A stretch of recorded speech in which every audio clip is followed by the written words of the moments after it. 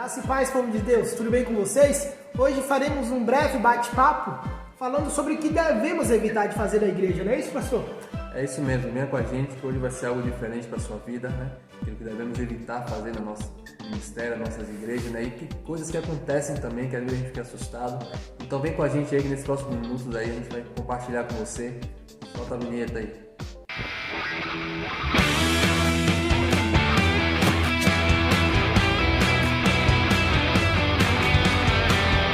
Amém, povo de Deus? Pastor, o que o senhor no teu tempo de caminhada costuma ver que não pode acontecer na igreja, mas que está acontecendo? Então, né, a Bíblia, ela deixa tantas coisas claras pra gente, né? A gente vê a Bíblia tem tantos anos, né? E hoje a gente vê coisas na igreja que acontecem que acontecia naquele tempo, né? Então, hoje, em pleno século XXI, a gente vê situações acontecendo, né?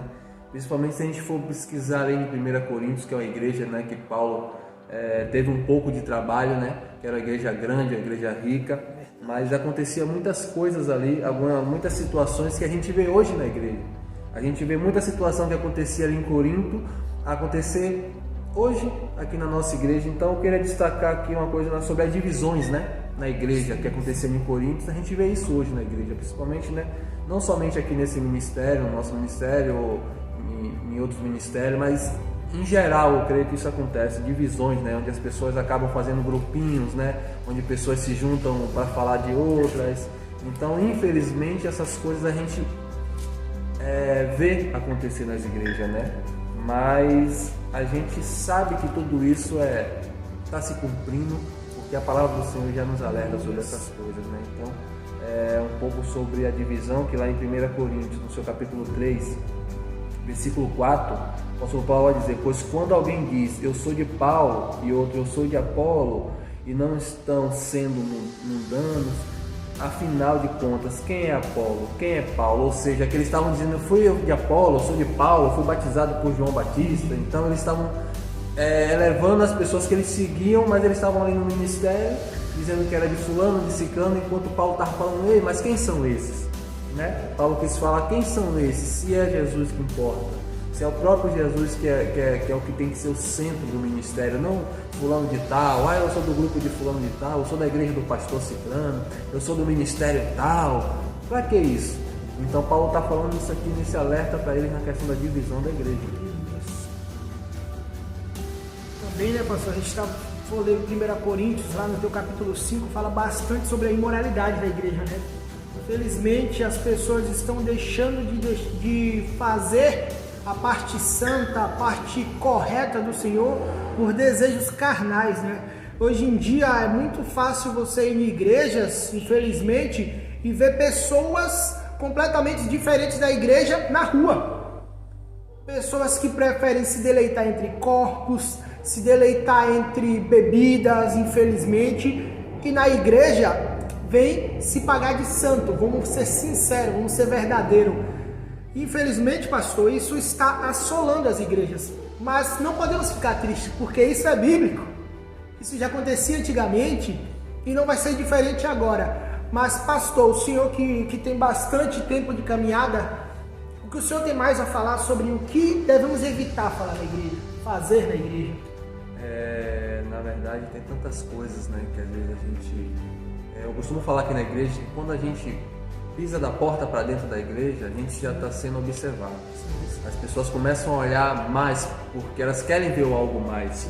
Isso não é errado, isso é o certo, porque nossas atitudes, o que nós fazemos, não dentro da igreja, mas fora da igreja, é o que vai atrair a atenção das pessoas para querer conhecer esse Deus, né, que a gente serve, né? Então, muita questão da moralidade, né? Também aqui em Coríntios, também como eu falei com vocês, né?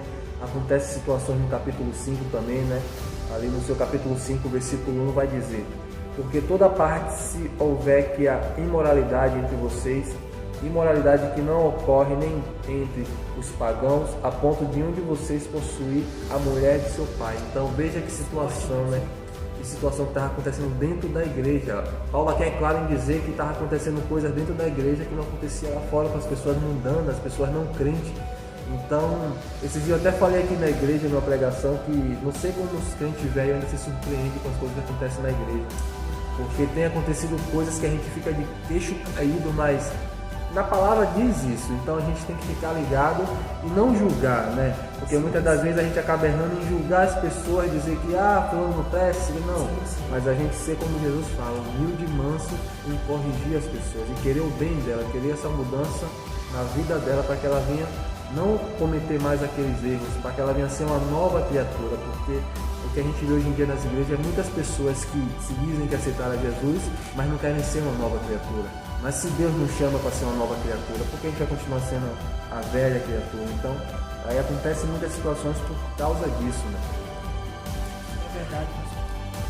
Mas continuaremos crendo que o Senhor ainda vai vir buscar a tua noiva.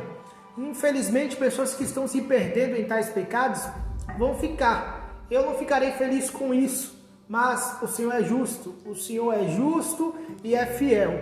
Quando ele fala que ele vai separar os santos dos teus, realmente ele vai tirar aqueles que perderam suas vidas em pecado e trazer aqueles que realmente preferiram largar tudo que tinha para viver o tudo de Deus nas vidas deles.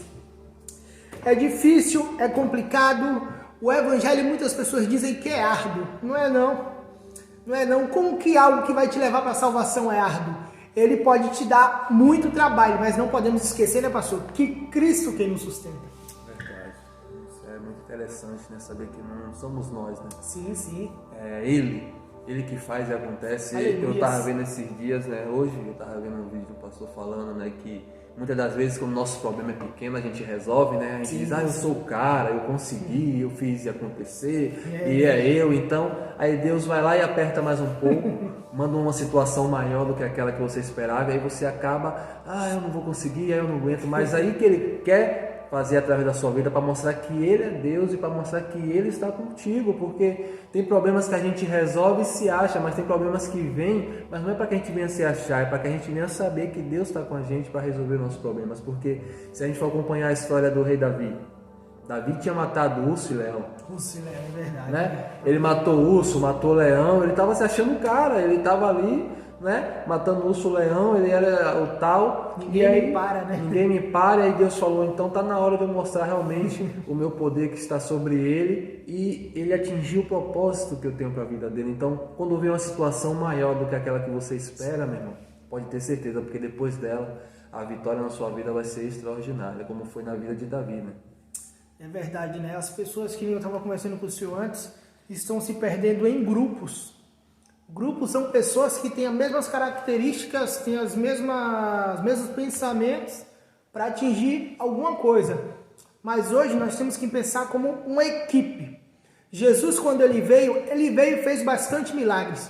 Mas o principal foco de Jesus foi formar equipes, foi formar discípulos, foi formar pessoas. Então hoje em dia vamos deixar para trás todas essas coisas que faz com que a gente peque contra o Senhor e vamos levar a sério a obra do Senhor, levar a sério o que é ser um discípulo do Senhor, para que Jesus venha e cumpra a vontade dele nas nossas vidas. Vai passar nosso Instagram aqui embaixo, se inscreva, curta o nosso canal, curta a nossa página, curta também a página da Igreja Batista Renovada Abapai, no Instagram também como Igreja Abapai Paranaguá. Deus abençoe a vida de vocês. Não é isso aí, pastor Pedro? É isso aí, povo de Deus. Vem com a gente na liberdade de Cristo. Deus abençoe.